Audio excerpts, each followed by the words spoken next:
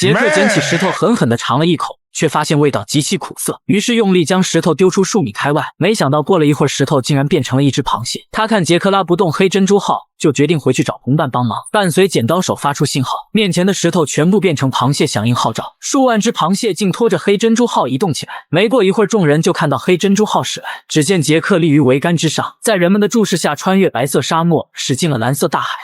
Impossible。众人立刻上前迎接，为了离开魔域，杰克只能和手握藏宝图的巴博萨合作。可刚一上船，俩人就为船长职位大吵一架。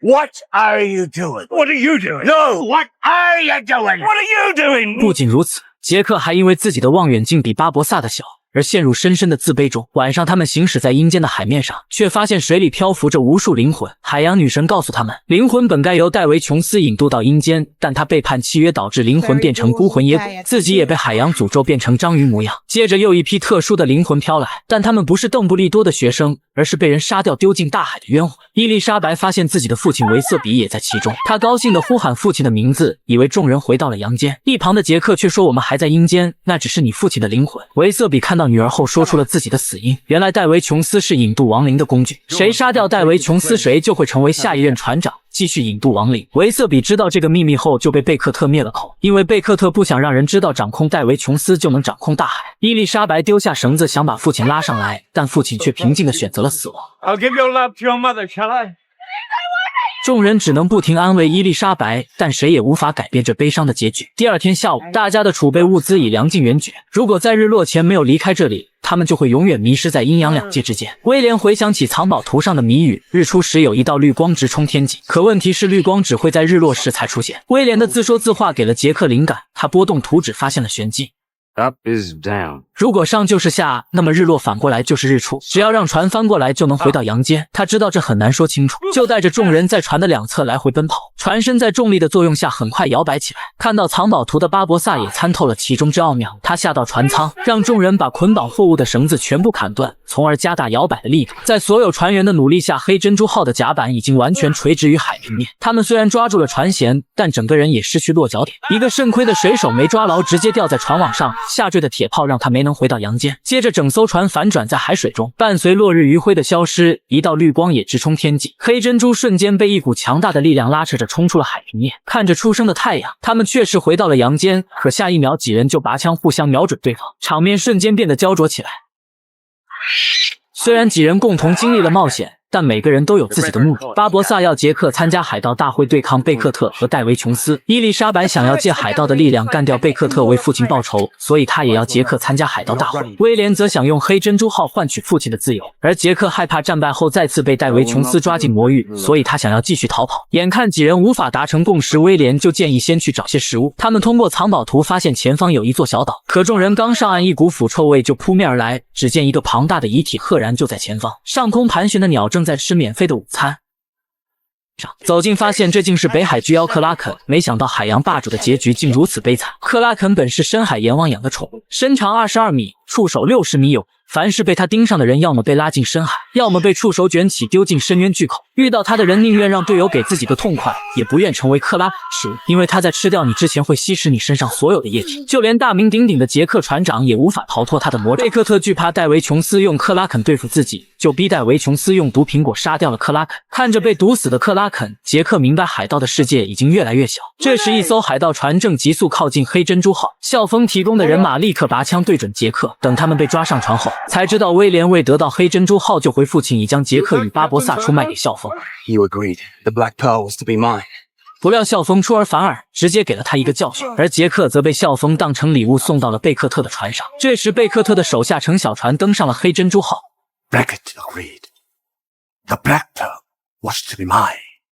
Lord Beckett's not going to give up the only ship as can outrun the Dutchman, is he? 贝克特本来答应会用黑珍珠换杰克，不料贝克特也出尔反尔，给了校风一个教训。一旁的巴博萨奉劝校风，只有联合海盗才能赢得未来。校风却认为贝克特的舰队至少是海盗的10倍，同时他还掌控着深海阎王戴维琼斯，海盗根本没有对抗贝克特的实力。巴博萨则反驳道，只要将海洋女神释放，就能扭转乾坤。校风误以为伊丽莎白就是被封印的海洋女神，于是立刻改变主意，只要能带走伊丽莎白，自己就帮助巴博萨等人逃跑。威廉立马出面阻止，但伊丽莎白认为只有这样大家才能脱身，于是答应了校风的要求。而在不远处的船上，贝克特正和杰克谈判，他要杰克当自己的卧底去调查海盗大会的最新情报，给的好处是戴维琼斯不再来追战。杰克表面上答应了贝克特，但实际只是想延缓戴维琼斯追杀自己。就在两人达成约定时，一发炮弹袭来，正是校风发起的攻击。他开船带走了伊丽莎白，巴博萨也在校风的帮助下将黑珍珠号驳回。杰克也趁乱抓住船帆的绳子回到黑珍珠号，他们当即决定去沉船湾召开海盗大会。贝克特没想到校风会来这一招，当即让戴维琼斯去追校风。此时伊丽莎白被校风扣在皇后号上，校风拍了拍手让侍女都退下，然后拿起一片叶子放进嘴里清新口气。校风的野心很大，他想让海洋女神为自己诞下子嗣，从而称霸海洋，接着就做起了违背道德的事。可伊丽莎白却狠狠咬了他一口，校风顿时勃然大怒，准备全力以赴。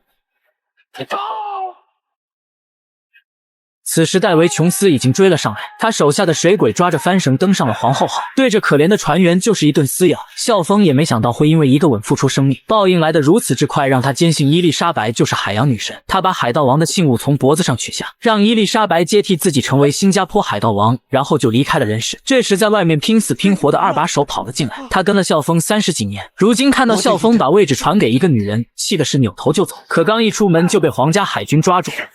You are not my captain. Who among you do you name as captain? Captain, sir.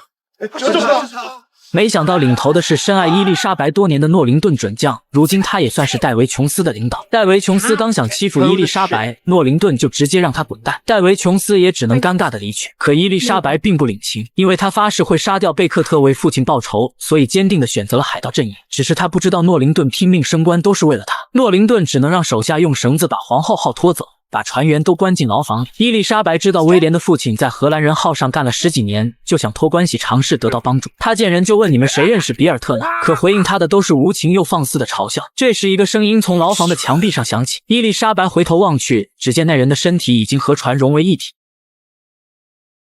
You know my name, Yes, I know your son. William.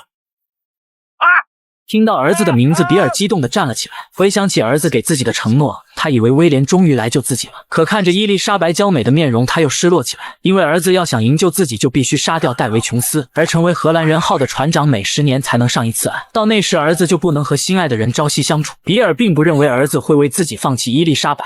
You won't pick me. I wouldn't pick me. Tell him not to come.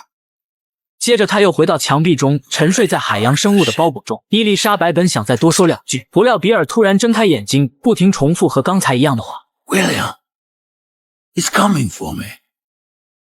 Wait and see. You'll see. I promised.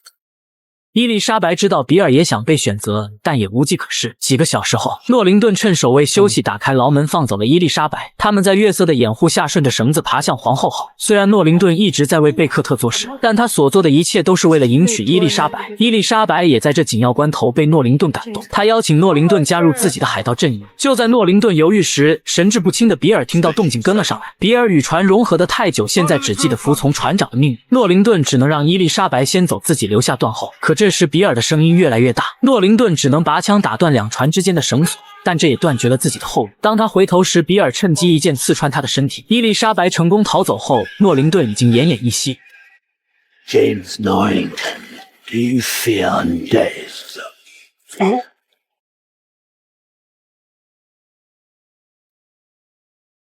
I take that as a no. Nice sword.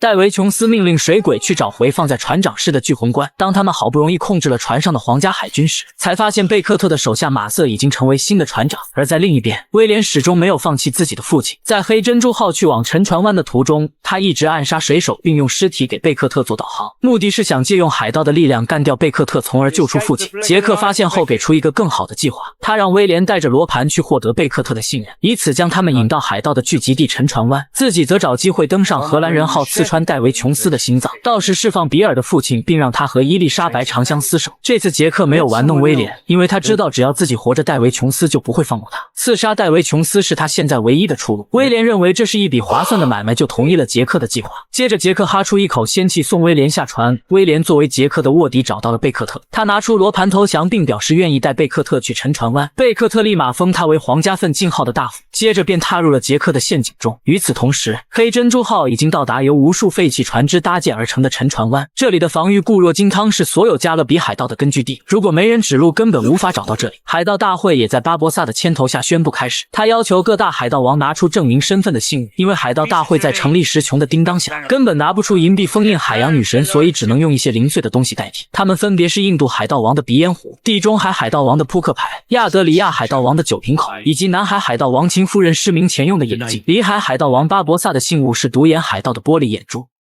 加勒比海盗王杰克的信物则是头巾上的银币，但他没有着急交出信物，而是要等新加坡海盗王校风来了之后再做决定。这时逃脱的伊丽莎白赶到，他告诉众人校风已被皇家海军杀死，现在他是新任船长。同时贝克特已经知道沉船湾的位置，不久之后就会赶来。巴博萨立刻提议释放海洋女神来战胜贝克特。自从第一届海盗大会封印海洋女神后，大海确实变得风平浪静，但这也便宜了贝克特的皇家海军，再不采取措施，他们的生存空间将会越来越小。只要将海洋女神释放，作为奖励，他一定会帮助海盗战胜贝克特。此话一出，在场海盗都吵了起来。一部分海盗们认为海洋女神性情多变，很难控制，搞不好会因为被封印反过来报复海盗。海盗王意见不合，顿时打了起来。杰克也认为寄希望于海洋女神确实不靠谱，于是就提议按照海盗法典的规则办事。其中一个海盗不愿遵守法典规则，下一秒就被当场击毙。开枪的正是杰克的父亲蒂格，他是上一任加勒比海盗王，把位置传给杰克后成了法典的守护者。传说他已掌握了超自然力量，所以众海盗见到蒂格都是大气不敢喘。根据法典记载，海盗王意见不合时可以投票选出海盗大帝做最后决策，可海盗王竟然只把票投给自己，完全没有大局观。紧要关头，杰克把票投给了伊丽莎白，因为他知道伊丽莎白一定会向贝克特宣战，到那时他就能找到刺穿心脏的机会。其他海盗虽然不服气，但碍于蒂格的威严，还是乖乖服从。 What say you, Captain Swan, King of the Brethren Court? Prepare every vessel that floats. At dawn, we're at war. 巴博萨看计划落空，就让独眼把信物全部藏起来，依旧想要释放海洋女神。蒂格知道儿子想要杀掉戴维琼斯获得永生，就告诉他活出自我比永生更重要。 As Mum. She looks great. 天亮以后，所有海盗立于海面之上，打算与贝克特决一死战。可当迷雾散去后，他们发现贝克特的军舰绵延千里，数之不尽。海盗们瞬间丧失了斗志。眼看双方实力悬殊，他们只能在一片浅滩上与贝克特进行谈判。因为戴维琼斯还不能上岸，所以就站在水桶里。巴博萨以为是威廉把贝克特带到沉船湾，不停咒骂威廉的背叛行为。可实际上，这一切的主谋都是杰克。伊丽莎白知道杰克想要刺杀戴维琼斯，就提出用杰克换回威廉。巴博萨立刻表示反对，因为他需要杰克来释放海洋女神。这时杰克十分配合地摘下了头巾。巴博萨明白杰克的用心，假装生气拔剑砍断杰克头上的信。两人心照不宣地暗自较劲，看谁的计划能取得成功。交换完人质，贝克特表示如果海盗愿意投降就释放一半海盗，否则就将他们全部杀死。可面对不共戴天的杀父之仇，伊丽莎白自然不会投降。之后双方各自返回阵营做最后的准备。但巴博萨根本不相信杰克能干掉戴维琼斯，他让手下将海洋女神绑了起来，接着一把扯掉伊丽莎白脖子上的海盗王信，准备释放海洋女神，以此来扭转乾坤。终于让他集齐了释放自己的9件圣物，圣物被咒语点燃，浓烟瞬间钻进海洋女神的鼻孔里。紧接着海洋女神开始膨胀，小腿粗的绳子也无法将她束缚。只见她的体型越来越大，甲板上的桅杆也无法承受神明之躯，开始塌陷。众人都被这一幕吓得呆立当场。待海洋女神完全被释放，巴博萨立刻上前跪在地上，恳求海洋女神帮忙惩罚贝克特和戴维琼斯。可海洋女神已经知道是戴维琼斯联合9大海盗王将其封印，于是下一秒就对着众海盗破口大骂。她决定保持中立，谁都不帮。在宣泄完愤怒之后，海洋女神幻化成无数螃蟹，犹如滔天巨浪涌向甲板。随着螃蟹一出，甲板遁入大海，海洋女神也消失得无影无踪。就在众人还没搞清楚状况时，一股阴风把一个海盗的帽子吹向天空。众人抬头望去，只见刚才还晴朗的天空凭空出现了一团乌云。虽然他们没有得到海洋女神的帮助，但他们唯一的退路就是背水一战，所以全部海盗不约而同地升起了进攻的旗帜。贝克特看海盗士气高涨，依旧自信满满，就让戴维琼斯打头阵。戴维琼斯看到天空的大漩涡，知道心爱的女人已被释放，瞬间勃然大怒，于是怒不可遏地驾驶荷兰人号冲向海盗阵营。这时海洋女神在大海中间搭建起一个战斗平台，其他船只害怕这股力量，全都不敢上前，只有飞翔的荷兰人号和黑珍珠号奋勇当先。此时的漩涡已经深不可测，巨大的水流让2艘船进入对方的射程之内，双方同时伸出铁炮。紧随巴博萨与戴维琼斯一声令下，2艘船的铁炮瞬间被点燃，终极之战也一触即发。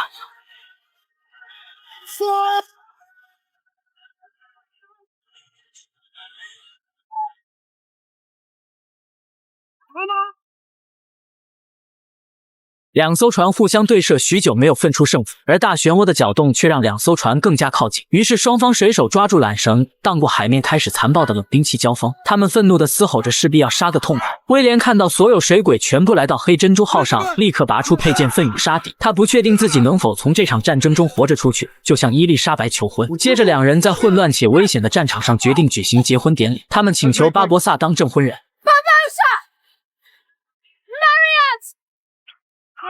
Dearly beloved, we be gathered here today. Today, the kisses to the mask, you fussy cur. You may kiss. Ah! 在这风雨交加的战场上，彼此终于和心爱之人紧紧相拥，在无数海盗和水鬼的见证下，正式结为夫妻。2个海盗探出头，看到这一幕都露出羡慕的神情。小猴子因为没有成年被挡住了眼睛，可惜这时战争依旧没有结束，双方并没有因为威廉的浪漫婚礼而终止。虽然巴博萨一个顶俩，但也没有让胜利的天平向海盗一方倾斜。而此时此刻，杰克还在荷兰人号里寻找机会。Sam the Heart, live forever.As captain of the Flying Dutchman. If you're in the brain, you just have the heart. 杰克无法接受自己的脑子被人舔，就用杠杆原理摆脱了牢房的束缚，打算找到戴维琼斯的心脏，改写自己的悲惨命运。此时荷兰人号正与黑珍珠号猛烈对射，戴维琼斯也找到干掉贝克特手下的机会。他伸出长长的胡须，钻进贝克特手下的脑子里，伴随手下双腿一软倒在地上。戴维琼斯也拿到了聚魂棺的钥匙，他决定立刻去船长室拿回自己的心脏。不料杰克先一步偷走了心脏，谁知刚来到甲板上，就迎面遇到戴维琼斯。戴维琼斯也不废话，拔出佩剑就要宰了杰克。杰克自知不是7个水鬼的对手，赶紧爬上船舷，用聚魂棺砸断船帆的绳子，在风力的加持下一跃而起，飘在荷兰人号的船帆上。可他万万没有想到，戴维琼斯在荷兰人号附近有传送能力。紧随戴维琼斯一声怒吼，2人在数十米高的船帆上打了起来。因为戴维琼斯受到诅咒以后很少用剑，导致他的剑术一直被杰克碾压，关键时刻更是被杰克砍断挂着钥匙的胡须，手中的佩剑也被杰克击落。好在他左臂的螃蟹钳子更加坚硬，直接将杰克的佩剑硬生生掰断。就在2人要近战肉搏时，大漩涡的水流让2艘船的桅杆狠狠撞到一起，这让杰克直接掉下桅杆。戴维琼斯害怕聚魂棺掉进大海，就伸手拉住杰克，然后使出吃奶的力气把杰克甩飞。不料此时飞来一个水手，杰克抓住绳子后发现，这正是抢走自己火枪的水鬼小叮当。Oi, my pistol. 杰克抓住绳子绕到戴维琼斯背后，一枪打掉他手中的聚魂棺。聚魂棺从高处落下，不偏不倚地砸在寄居蟹头上。会说粤语的寄居蟹就此陨落。威廉看到聚魂棺掉在地上，就抓住帆绳来到荷兰人号上。他抱起聚魂棺打算离开，却在转角遇到自己的父亲比尔特纳。此时的比尔已经完全丧失了心智，就连自己的儿子都认不出来。 It's Will! Your son!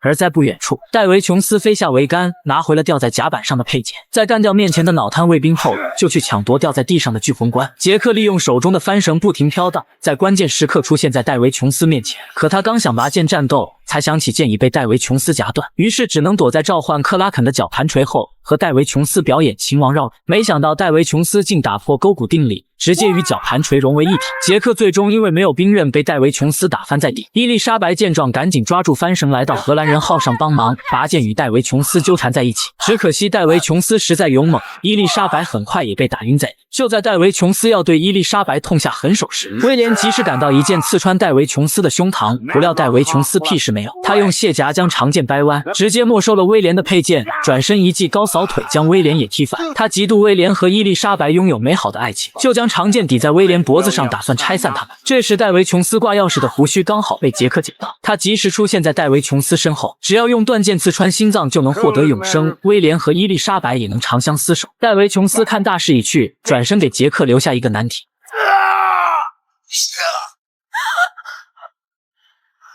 原本皆大欢喜的结局，因为杰克的犹豫化为泡影。眼看与自己出生入死的威廉奄奄一息，杰克一时陷入两难境地。这时比尔听到儿子的惨叫，变得清醒过来，他发疯一样的扑向戴维琼斯，与其扭打在一起。可他也不是戴维琼斯的对手，被压在下面。就在比尔也命悬一线时，戴维琼斯突然感觉心口一紧，章鱼胡须也扭动起来。回头看去，只见杰克在最后关头用威廉的手刺穿了心脏。戴维琼斯举头望向天空，说了句“我心爱的人啊”，然后一头栽进深邃的漩涡中。一代海洋霸主就此陨落。接着所有船员来到威廉面前，因为荷兰人号必须要有船长承担引渡亡灵的职责，所以威廉的心脏被挖出来放到了巨魂棺里。这时两艘船在漩涡的搅动下马上就要沉入大海，巴博萨赶紧让手下射出一颗铁索连环弹，分开了交织在一起的桅杆，这才让黑珍珠号脱离了大漩涡的拉扯。贝克特的两个卫兵也在关键时刻逃离危险，他们抓住帆绳荡过海面，决定以后跟着杰克当海盗。杰克也在紧要关头用船帆做了一个简易的滑翔伞，带着伊丽莎白和巴博萨的宠物猴子离开了荷兰人号，而荷兰人号上的威廉则与大漩涡一起消失在海面。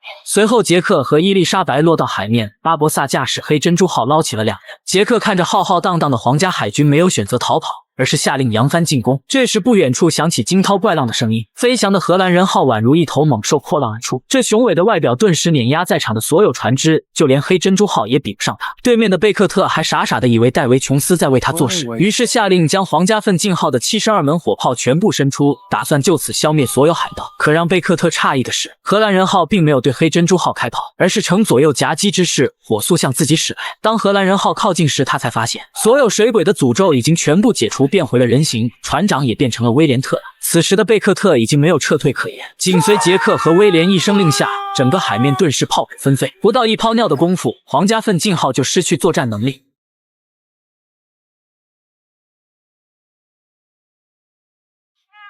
贝克特看着分崩离析的皇家奋进号，顿时万念俱灰，他仿佛接受了这个结局，在震耳欲聋的炮火声中淡定地走下舷梯，连同自己的鸿鹄之志一同在海面上化为灰烬。其他军舰看到主帅阵亡，全都一哄而散。海盗们终于凭借不可动摇的勇气赢得了自由。威廉履行诺言，给予父亲自由，但比尔决定留在船上与威廉共度余生。接着威廉和伊丽莎白在两把剑的委婉表达下，完成了婚礼的最后环节。威廉把装有自己心脏的巨魂棺交给伊丽莎白保管，他们对天发誓永远不会背叛对方。之后威廉驾驶荷兰人号消失在一道绿光中，巴博萨则按照惯例偷走了杰克的黑珍珠号，打算带领大家去寻找让人青春永驻的不老泉。但这次杰克留了一手，他先下手偷走了巴博萨的藏宝图。随着藏宝图缓缓转动，一场新的冒险也就此展开。